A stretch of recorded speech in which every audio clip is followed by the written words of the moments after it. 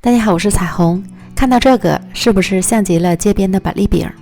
刚出锅时酥酥软软，香甜可口，做法超级简单，朋友们赶快安排起来。200克紫薯蒸熟后倒入到大碗中，压成泥，越细腻越好。紫薯可以换成红薯、荔浦芋头，都超级美味。然后按个人口味加些炼乳，增加奶香味儿，翻拌均匀。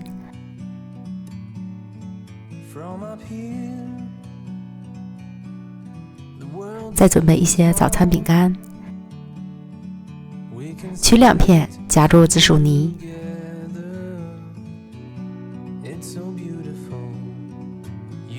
将边缘刮平，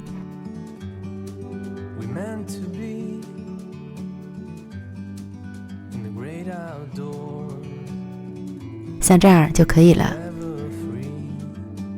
接着在碗中打入一个小一点的鸡蛋，净重40克左右，充分搅散。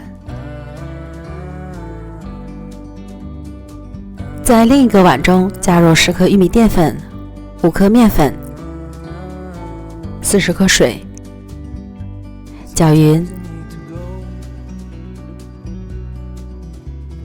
然后倒入到蛋液中，再次搅匀。裹好面糊，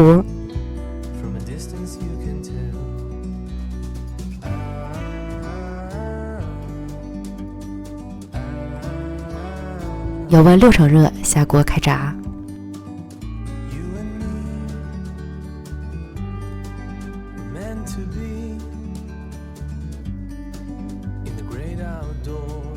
炸至饼干的颜色变深，就可以控油捞出了，大约3分钟左右。